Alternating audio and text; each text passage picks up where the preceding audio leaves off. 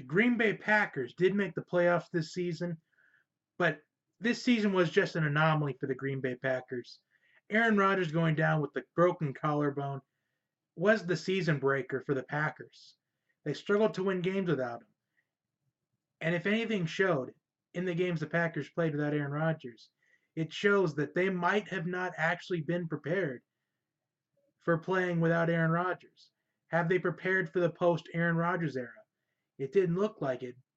Hundley didn't even look like a backup quarterback. But with this draft board behind me, as you can see, the Packers have some needs. I have them going cornerback or offensive tackle or even a safety. Those are the three that are going to be talked about until draft night. As you can see on the right side, I have a QB. I feel like they need to invest in a quarterback because if Aaron Rodgers goes down again, can Brett Hundley save them? He didn't the first time, so why would he this? How could he this time? I'd say if you're the Packers, try getting a corner or an offensive tackle in free agency. Maybe Nate Soldier from the Patriots for the offensive tackle position. Maybe Malcolm Butler as a cornerback. I have a feeling that either Malcolm Butler or Nate Solder will be a Packer next season.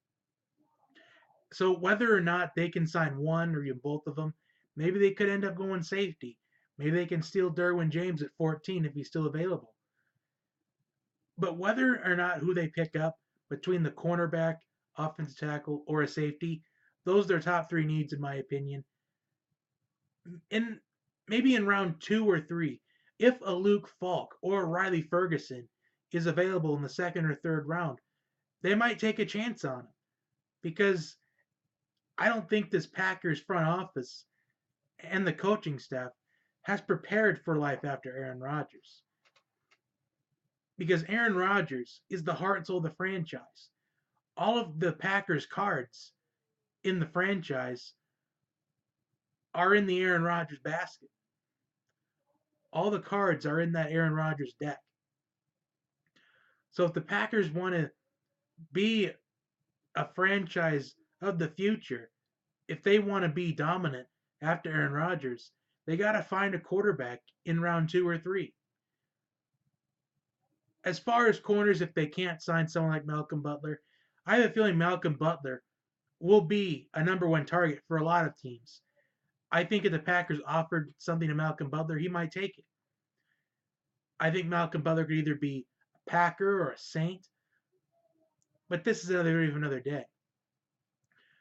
But if they can't sign a corner in free agency, Denzel Ward could still be there.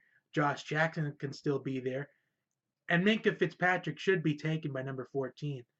But if he's not, maybe the Packers will strike on him. Because Minkah Fitzpatrick at 14 would be a steal.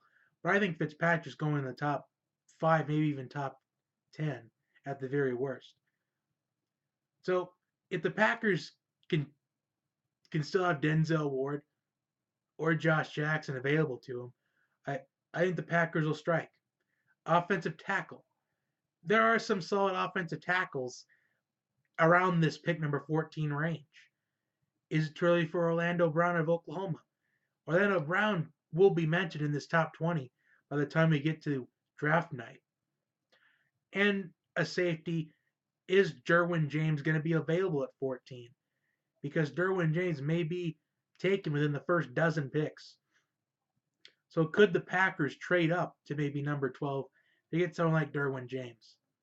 Because the Packers secondary, it has been inconsistent over the years. The Packers defense has been inconsistent over the years.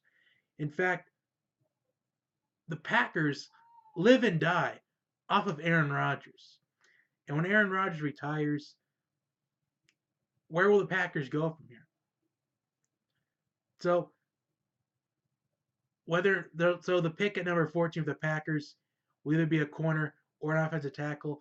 I think there's less than a 2% chance it'll be a safety, and they should invest in a quarterback. Well, maybe preferably a Luke Falk or a Riley Ferguson in round 2 or 3.